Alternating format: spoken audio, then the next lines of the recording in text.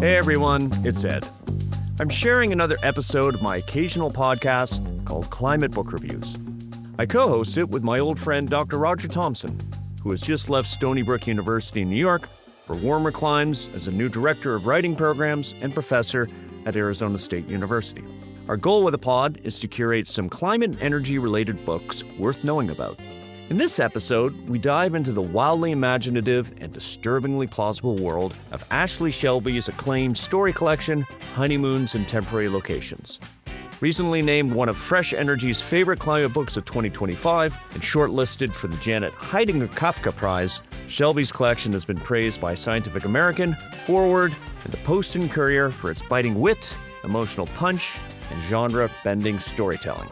We had a lively, funny, and far-ranging conversation with Ashley herself while unpacking her satirical takes on resistance, inequality and privilege in crisis, and what it means to grieve and medicate away the losses brought on by climate change.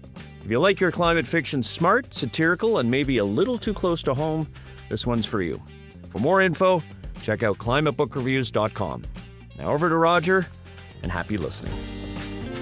Ashley, really appreciate you joining us. Thank you so much for having me. I'm so excited to have this conversation with you. I don't even know exactly where to begin on this because the book is so diverse. It has so many kind of modes of expression, I guess is the way I would say it, forms, genres. It clips along at a remarkable pace. You start a collection with, I gather, a Hugo-nominated novelette based off of Benito Cereno, which I should disclose. I'm a bit of a scholar on Benito Cereno, so I didn't know that was what that was doing, and I was reading. I was like, she must know Benito Cereno, and then suddenly go along and like, oh yeah, she absolutely does, and it's really a great, creative, challenging in the sense of it confronts you, right? Not in terms of the read. It's a great read, but it just challenged me emotionally. So I guess what I want to start with here is just a little bit of talking about how you've come to the intersection of your climate awareness, your interest in climate change, and the craft of short fiction. I mean, this is a tough thing to wed, so I'm curious about how you got there. Well, gosh, I took the long road. I actually started as an environmental journalist, and my first book 21 years ago was Red River Rising, The Anatomy of a Flood and the Survival of an American City was the subtitle, and it was about Grand Forks, North Dakota, and what was at the time the most expensive natural disaster in American history, which was the flooding of the Red River, which is just very interesting because the entire community blamed that flood on the National Weather Service for not predicting the flood crest correctly. They were unfairly judged for that. I was able to get interviews with the hydrologists, and there was a quirk in a rating curve. It's a long story. I learned a lot reporting that book because I was very young. I was 22, 23. I knew nothing about life. And here I was interviewing people who had lost everything. They'd lost their homes. They'd lost, their photo books, before, the ubiquity of iPhones. But also they were told that they needed to clear the floodplain in the rebuilding effort. So they had a neighborhood that was built up right along the dike. And in what was astonishingly good decision, they decided to clear that floodplain. But the human process of that was heartbreaking. So I learned a great deal about how complicated the intersection between nature and extreme nature events and civilization and humanity can be. And that is not very straightforward. The problem with the journalism, though, is that I'm an introvert. And so that took so much out of me, interviewing people, even people when they didn't want to be interviewed. I did one more work of journalism, which was a report for The Nation on ExxonMobil's attempt to get out of paying the punitive damage portion of their settlement with the fishers of Prince William Sound. You may be familiar with it. It just dragged on for 25 years. People's lives were absolutely ruined, but they also ruined the lives of scientists. I interviewed a federal scientist who had just had his reputation completely tarnished by ExxonMobil's PR folks, and just for saying there was still oil in the Sound. And I remember I got on a float plane with him, and we went out to just sort of like a random spit of land in the Sound. It was not inhabited. It was very small. And we hop out, and he's kneeling on the sand with a child's, sand shovel, essentially like a spade. And he digs a spadeful of sand out. And he's come over and look. And I look, and he digs out one more spadeful of sand, and crude oil bubbled up. And this was in 2004. So obviously, there was still oil in the sound, but also just thinking about how long things like that stay in the ecosystem. Again, another learning experience for me. So I'm very grateful that I had the opportunity to do journalistic work because it taught me the importance of listening, obviously listening to people, hearing multiple perspectives, but also the importance of fact. And that's always been very important to me. My dad's a journalist. And one of the things that's been important to me in my fiction is that everything I write, even if it's speculative, be plausible. Or if I'm writing realistic fiction, like my first book, South Pole Station, that the science is right. I have a lot of scientists in my work, that the science is right. So it was a great preparation. But as an introvert, it was just not sustainable. So I started writing fiction. And my first novel was the aforementioned South Pole Station, set in Antarctica in the early 2000s with there's multiple plot lines because, there's very interesting people who go down there, including my sister, who is one of the only women who ever wintered over at South Pole. Wouldn't tell me much because it's a closed society. You go down there for reasons you don't want broadcast. But she would always kind of fact check. And she's like, yeah, that could happen. Or, yeah, that did happen. I mean, no, I'm not saying that did happen, but it definitely would happen in certain circumstances. So, that was really an interesting experience, especially because I have a climate denier in the book. At the time I was writing this, it was during the Obama administration.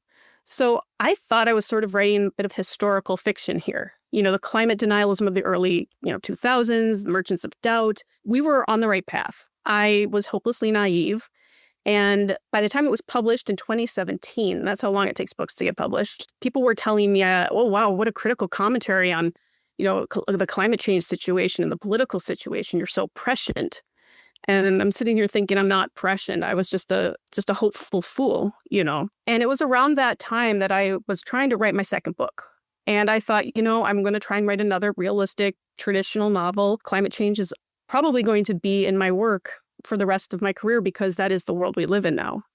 To me, the term climate fiction is pretty misleading because in my world, it's realistic fiction. Maybe not the wilder, more speculative stuff, but I couldn't write speculative scenarios fast enough during the writing of this particular book, Honeymoons in Temporary Locations, before it would become something on the news. Part of that is because of my journalistic background. I listen to the scientists. I love scientists. I love science. I wish I had been one. I was not built that way. I would do anything to have been built that way, but I trust and listen to scientists. And everything that the climate scientists were saying, and even if you had to read between the lines sometimes, is starting to unfold. And I think sometimes at a pace that they're surprised by, unless, and I always wonder about this, unless they're keeping the more dire possibilities from us, because I have been in conversation with certain climate scientists who feel is vitally important to always present the possibility that not that anything can be fixed, but that it could be mitigated so that people don't become paralyzed. And of course, and I was listening to the Climate Energy podcast the other day with Katherine Hayhoe, who was talking about that very thing, that when you tell people there are no solutions, they're just going to shut down, but they need to be told what they can do, not what is happening. I was grappling with that. And I was finding it very difficult to write a traditional novel. It just seemed almost like fiddling while Rome burns. I'm like, I could write another realistic novel of like a marriage falling apart in the context of climate change and a woman finding herself or a man finding himself. And every time I tried it, it just seemed so unimportant to me. Yet, every time I tried to write speculative about climate change, I thought, wait, it doesn't feel speculative. It feels like it's happening right now, or it could happen.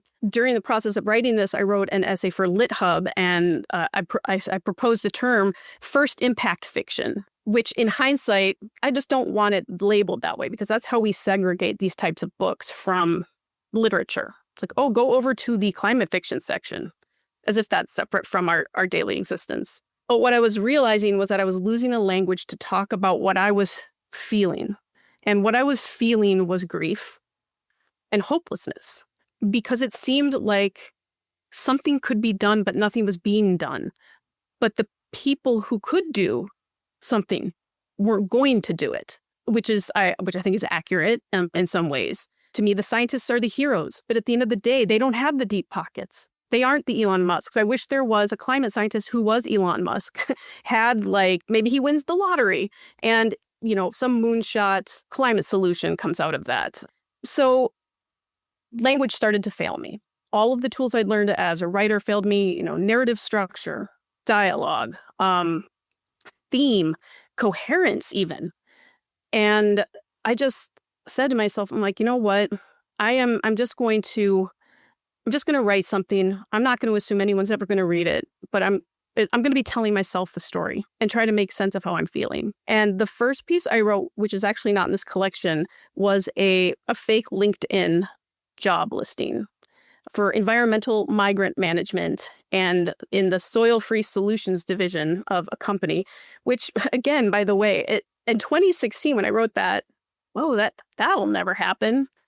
Now I feel like it could be a job listing. But it helped me realize something, that I didn't have to write in that traditional format to sort of try and make sense of how I was feeling. And that was incredibly helpful for me because, and I'm not sure if you're familiar with the philosopher Timothy Morton, but he talks of hyperobjects, which are concepts that are too big for the human mind to fully comprehend. And because we cannot do that, they're intensely scary and terrifying. And he categorizes climate change as one of those, because scientists can obviously comprehend, the facts and the data and the hows and the whys and the models. But then there's also people like me, they're trying to figure out what's going to happen to the world, what's going to happen to the animals, what's going to happen, what world are my children going to be part of? And that's all part of the same thing. And not one person can conceptualize all of it. So I just started, writing. And the Muri story, is not something I ever would have written.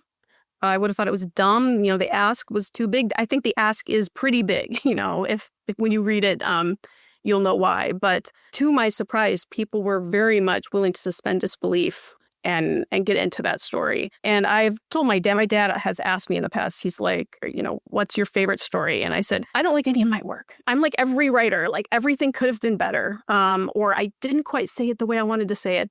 For me, though, it's not that Muri is so well written, it's that Muri says probably most clearly how I feel, which is grief, but also a kinship with all the other creatures on this planet. And it's like my apology to them in some way for participating in a system that is going to cause suffering.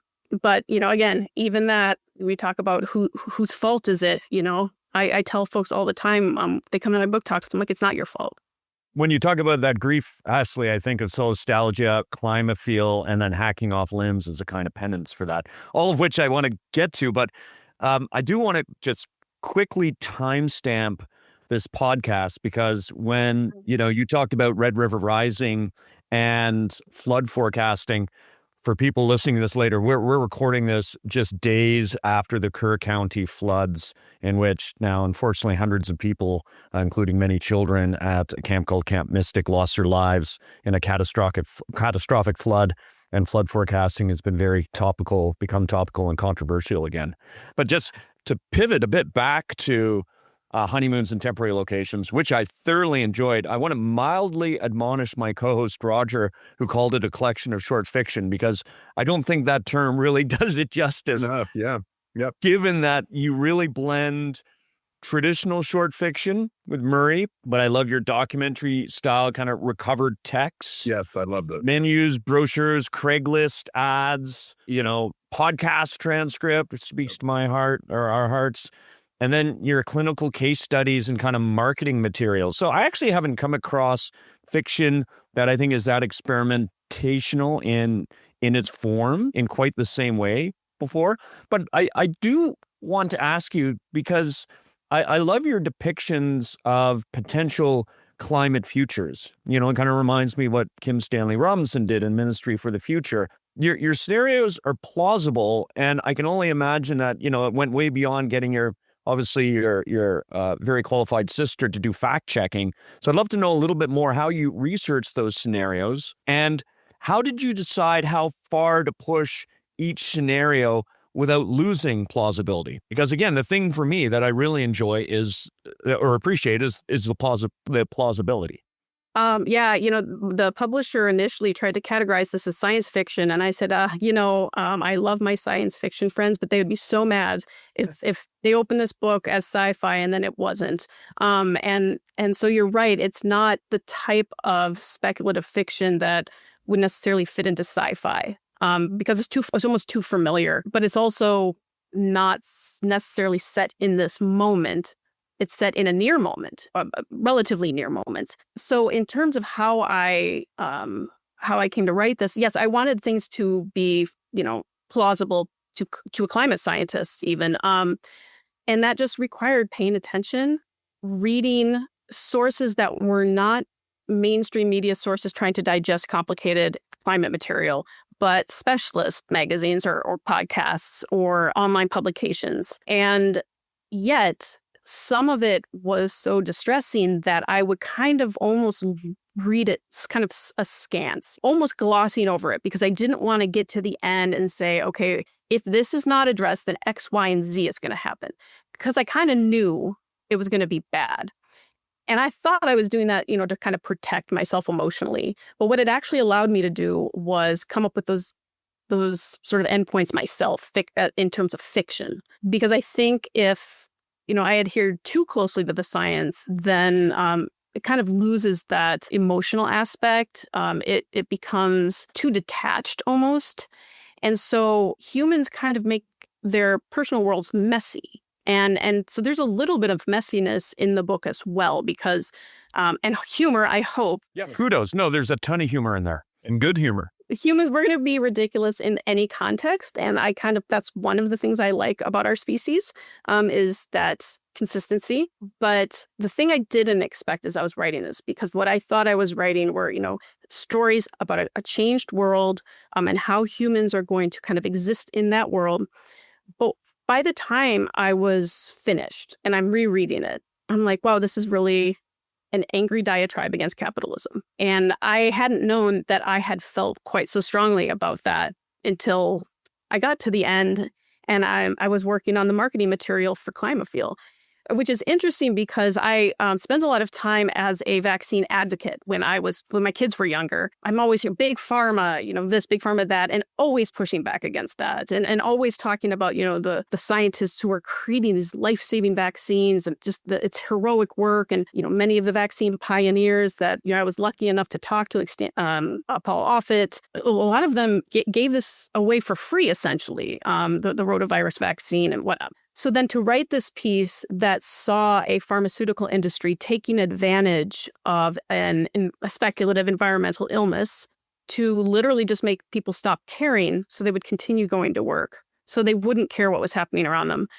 was a surprise to me. And, I think that happens to a lot of us writers, where it's like what Joan Didion said, we don't know what we think until we write it down, as absurd as that sounds. Mm-hmm. And it does create a bit of a conundrum for the reader, because one thinks, is there, ever an ethical justification for treating climate distress pharmacologically versus solastalgia, which I didn't really know about until I read your book and then went and tracked down the National Institute of Health's definition of it and see that it's been a concept that's just kind of eluded me for the last decade and a half. Solastalgia, if it isn't something that should be cured, because it could be vital to our resistance and to actually doing something about climate change, instead of just being this emotional immune response to what is ecological destruction.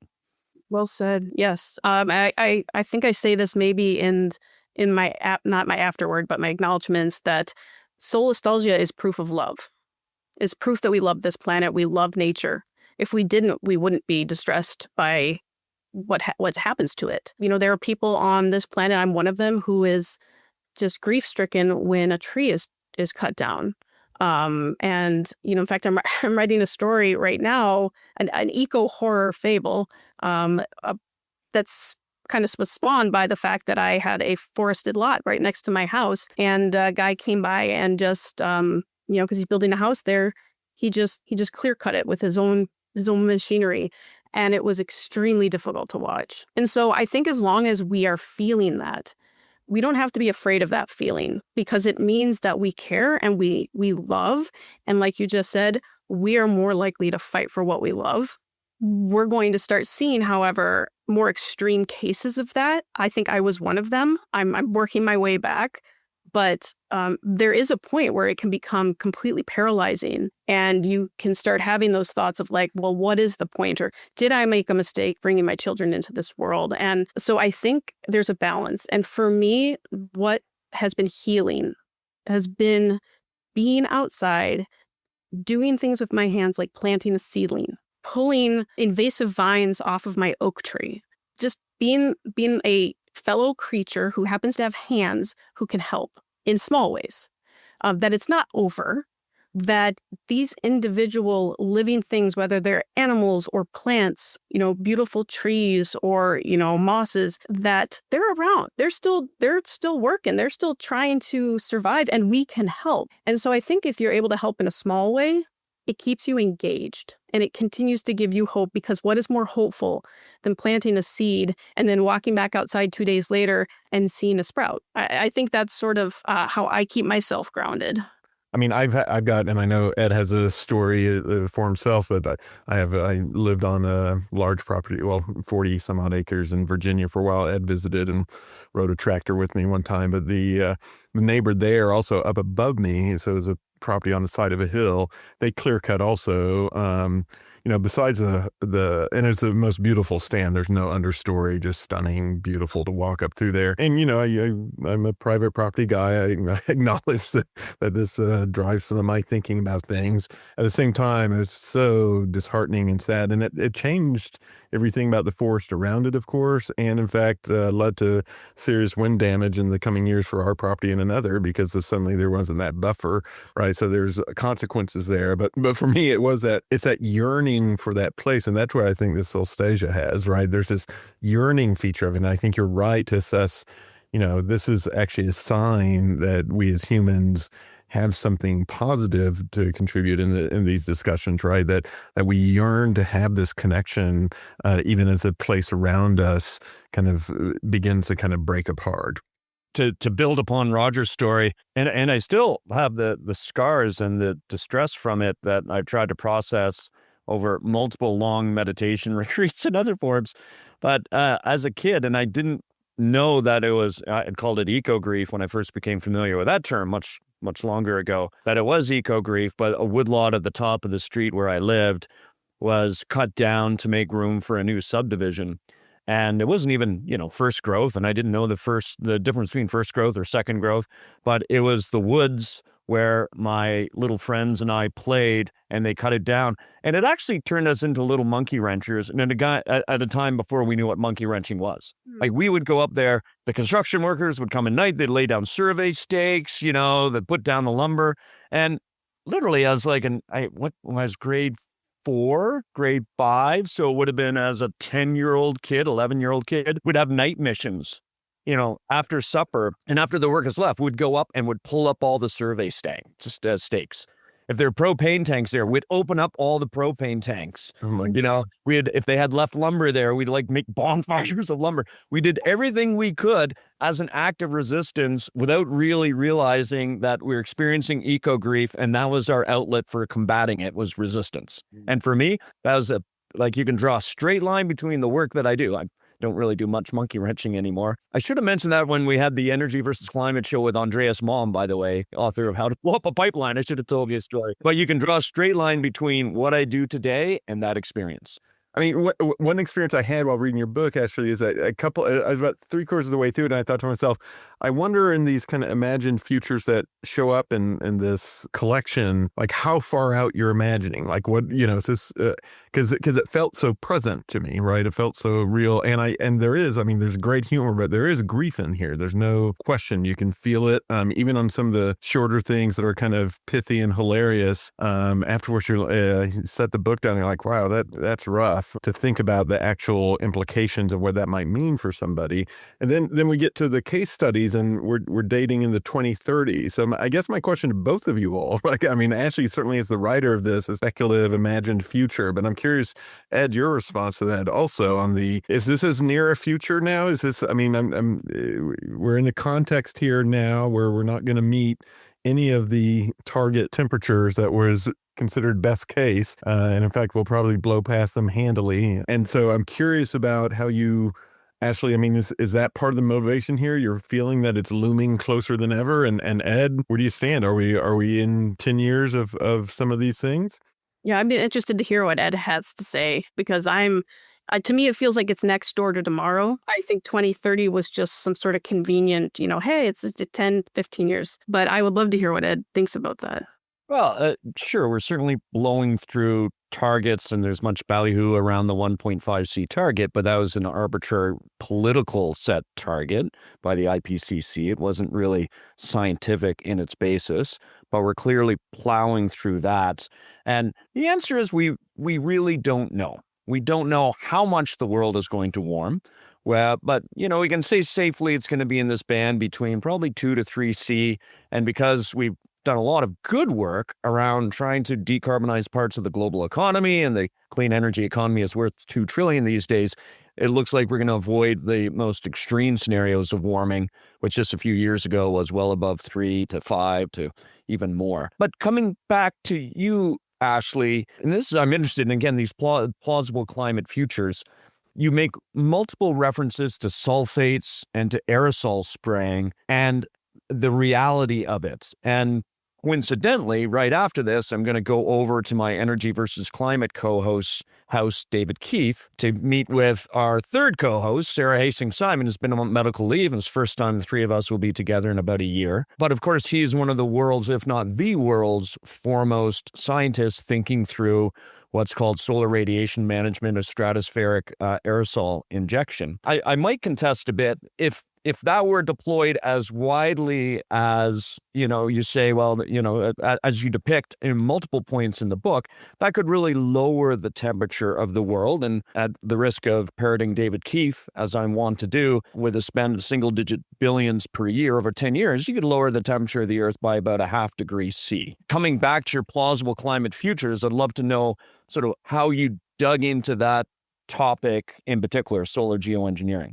Sure. So part of this is the function of how collections are written. So the stories that included that were my earlier stories. And I had read a book, and I'm so sorry, I have the worst memory in the world, but I will get you the name. There was a book by a man and it was about geoengineering, which I thought was cool, but it was speculative. So he would tell me what the technology was, and then he would write a little short story about how it could potentially be deployed. Now, he was fervently anti-geoengineering at the time. I think this book came out, I want to say in 2015 or 2016. So it's not a new book. And that really captured my attention, because he argued that the technologies have the potential to work, obviously, as you said, but the problem is coordinating with globally. So it's like if Indonesia decides to start utilizing sulfate technology, but this country doesn't, how is it going to impact things like their agriculture or yields or, other things too numerous to mention? And so I didn't come away with a point of view of like, this is good, this is bad. It was more just, oh, this is interesting that this exists.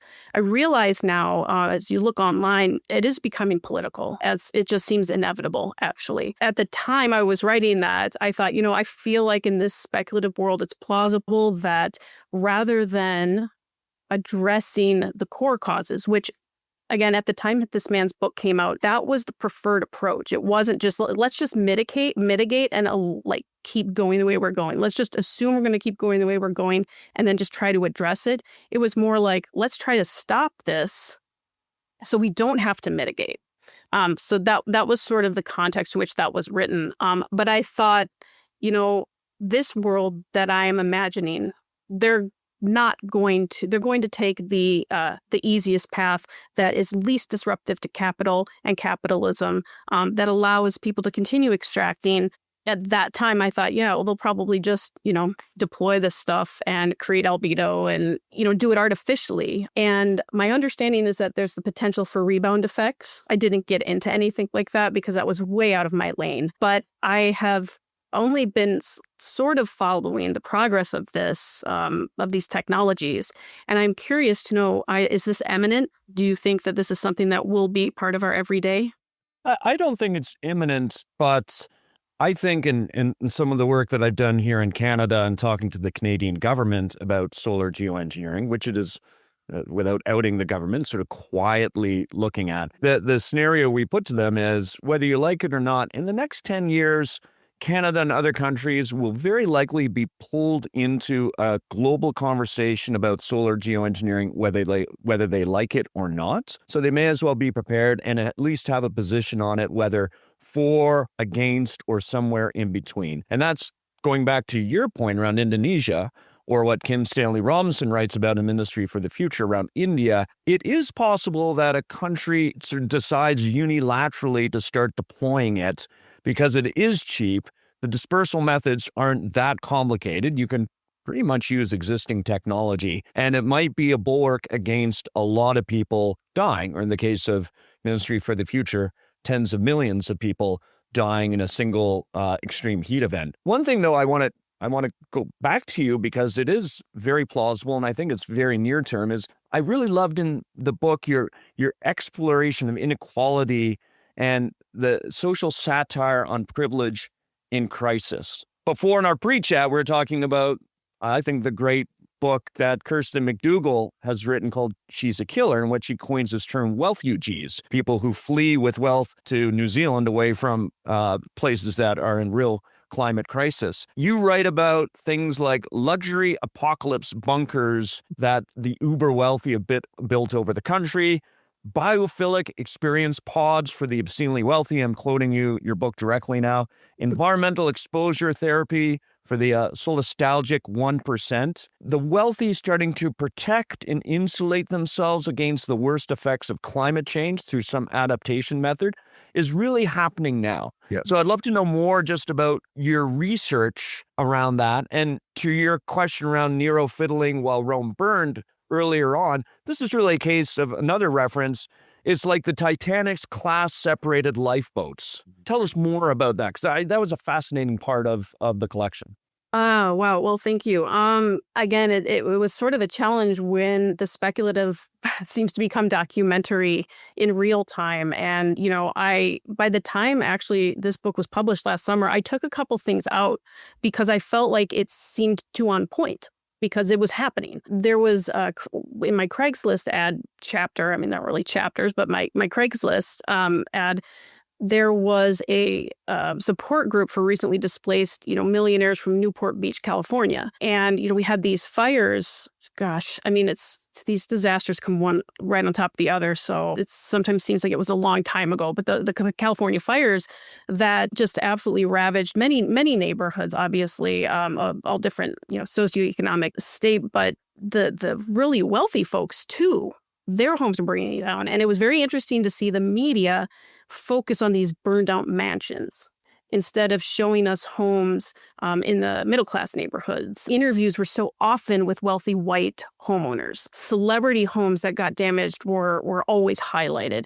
I thought that little section in that Craigslist ad, like if someone reads it next year, it's going to seem like, what is this? It's not going to feel speculative. I think that, again, when these were written, it was in the first Trump term and then in Biden's term. What we're seeing right now is just cartoonish in terms of this wealth gap. It almost feels like it's something somebody would have written speculatively, the way things are going. And so I did not anticipate that. That seemed to have accelerated over the course of just months. Or it was always happening, but it was just more carefully hidden. I'm not sure which. I'm thinking it's probably the latter. But I absolutely feel that in addition to these, I put this in quotes, the apocalypse being monetized and sold back to us, which I feel so sure that that's what's going to happen as we face more climate disasters. The wealthy are already starting to hoard resources.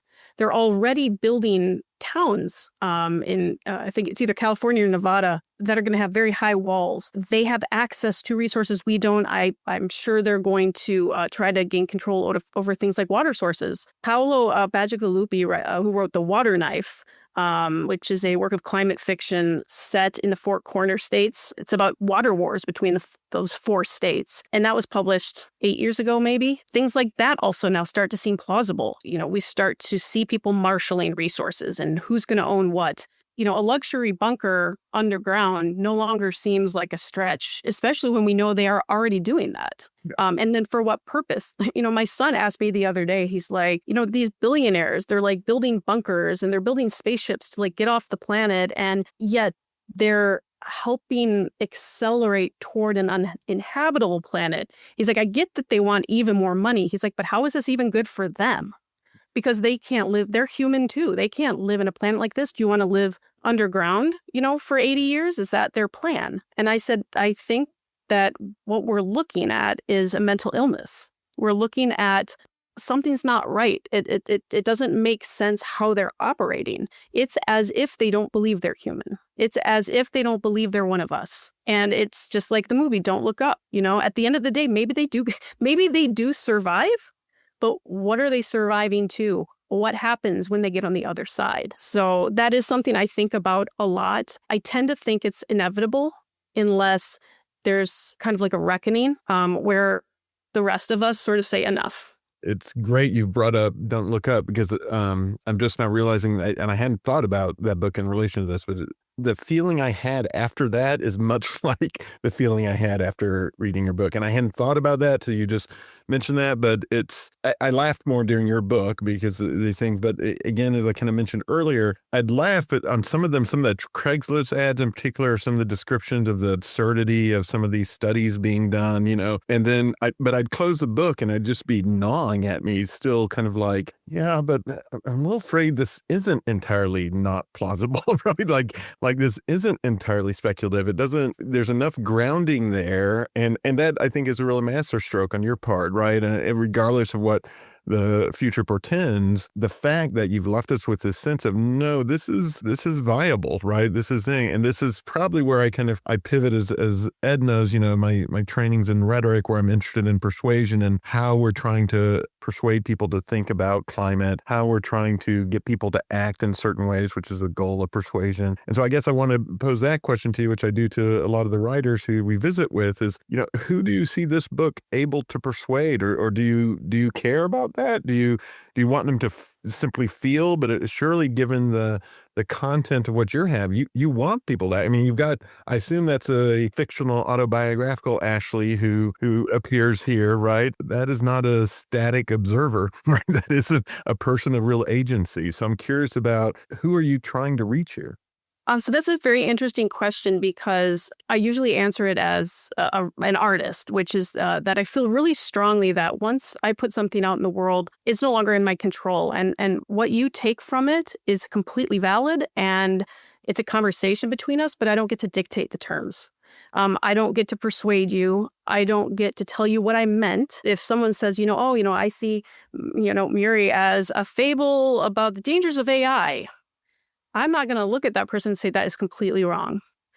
That's not what I was trying to do. I'm going to say, that's so interesting. Can you tell me why you think that? How did you come to that? Because that was what was true for them. I'm pretty clear-eyed about this particular book. I had very little expectation of a wide readership. One, because it is sort of structurally odd.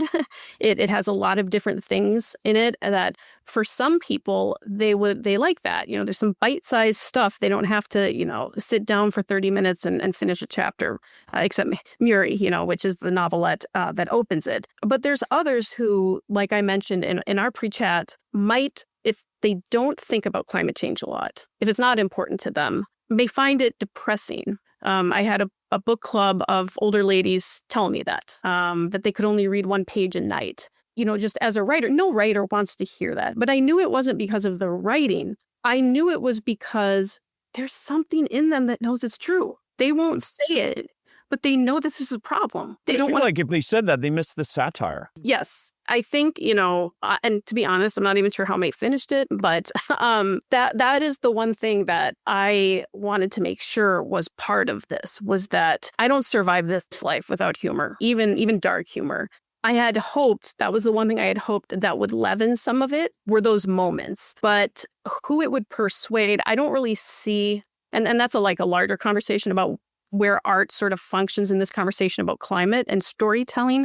I don't know that art can persuade. I think art can illuminate. corners that perhaps were dark to certain people. And I think that's pretty much like all it can do. It can illuminate and it can move. But in terms of persuasion, I think that's a more complicated process. I think it would take more than a book to do that, unless it's like a great nonfiction book, like Elizabeth Kolbert's books or, Catherine Hayhoe's. And so that's sort of where I fall on that. But I also empathize with people who find it hard to read apocalyptic scenarios about climate change. And there's a lot of them. In fact, there's more now where there's kind of more realistic or near future fiction about climate. But until recently, it was almost all 100 years out. And it was all very apocalyptic. Kim Stanley Robinson's was probably one of the first to have some sort of hopeful aspect to it. But that's hard to read when it doesn't feel like science fiction anymore. Science fiction, there's a distance. And you're like, oh, wow, that'll never happen. So I can comfortably read this, knowing that this will never come, into my existence. But climate change apocalyptic fiction can be very hard to read now because it feels like a reminder of what, for some people, we feel is inevitable. And yet we don't know what we're going to do. So that's another reason why I was not going to write a novel, set in the future about climate change, because I wouldn't have even read it. It almost hurts too much. But this being having such short aspects to it, it's almost like, you could take it like a page at a time. Yeah. And just to pick up on a couple, the Winfield Scott case study, or they don't tell you where to put the pain. And I guess those Climophile case studies, just in terms of your temporal structure, I really liked how you would walk people essentially through the decades and where they were at in their personal journeys, and by extension, where the world was at in terms of a changing climate. Perhaps to the book club ladies, that one it did have this kind of Stephen King-esque part. And I really, as I talked about before, I love the blending of the uber rich and privilege in crisis. And a spoiler alert, the story of self-amputation as a form of penance. That was difficult and yet fascinating. Now, perhaps I have a higher pain threshold when it comes to the slightly morbid. But going back to Murray, dear listener to this podcast, I hope you become a dear reader of Honeymoons and Temporary Locations. It's an exquisitely beautiful story. It is. With a really interesting hook and interesting references, you've got just the reference to St. Vitus dance and blood-soaked shoes. So, and the prose is beautiful. On one hand, you might be hitting upside the head with some of the concepts, but it is just readable, flowy prose, and that story in particular, and it's good it's short because you can't put it down mid-story. You just, once you start reading it, I was hooked, and you just got to read it, and kudos. And that's not the only, that's the whole book. And I'll say again, I love your experimentation with the form, with all blending all these difficult rhetorical devices. It makes for a really compelling collection, and unlike anything that I've really read before. That's so overwhelming, and that means so much coming from both of you, as accomplished as you are and what you do in your work. That truly means so much to me. And when I tell my dad, he's going to be so happy because he knows that, to me, having people at the highest level of rhetoric and English and obviously climate science, that's like, hey, I did it, Dad. Ashley, you did it. You did it. You did it. Yeah. If you need a letter, we'll send one for your dad so he can take a look at it. Yeah. And on a family note, just before we jumped on this recording, I went to my daughter, who it's a rainy day here, so we're supposed to go out for a bike ride. Instead, she's on the couch going through the Wordle archive. I showed her, I'm like, you really should read this. This is a great work of fiction. It's difficult with an 18-year-old daughter to influence her or anything, but I'm going to come back. And so that is also another testament. I'm recommending it to my immediate family, my daughter, and I know that she won't get weirded out by it, or she won't get put off by it, but she'll find it engaging and ultimately insightful around what could be around the corner, whether in the next couple years or the next decades. Well, and you know what? Maybe one day my teenagers will read it. I have been unsuccessful in persuading them yet, even though it's dedicated to them. Wasn't enough of a bribe, apparently. Well, I think that's actually, and I'm just going to echo real quickly how wonderful the collection is, how diverse it is, but also I just want to again, emphasize what Ed said about Muri, which I find a really, really compelling. I don't know who else you were up against on that Hugo Award, but I would have put you up top for sure. And so if you don't have time to grab anything else, grab Muri, but it's going to hook you and then you'll grab the rest also. So we just really want to thank you, Ashley, for taking the time and sharing your talents with us. They're considerable and they're thought-provoking. If your goal was to leave us with some strong feelings, not just about climbing and the craft of writing, but about ourselves as actors in this world, you've done so. Really want to thank you for taking time to speak with us today. Thanks so much. Keep writing. And to echo, one last point. It's a glimpse of plausible climate-affected futures, but in a way that's not demotivating. If anything, it's motivating. Yeah, agreed. Thank you so much. And also, I just have to, on behalf of all of us writers, thank you so much for paying attention to the art that's coming out in this moment. It's very hard to be a creator right now. And it sometimes feels like nobody even has the space in their brain to read anymore, which is understandable. But folks like, librarians and independent bookstore owners and folks like you who do this type of work, you help keep the written word alive. You help keep creators creating. And so I just want to thank you for your attention to it and just your generosity of spirit in talking about these texts. That's lovely. Thank you, Ashley. So that closes up for this time. We'll see you next time at the next Climate Book Reviews, and we'll see you soon. Bye-bye. Bye-bye. Bye.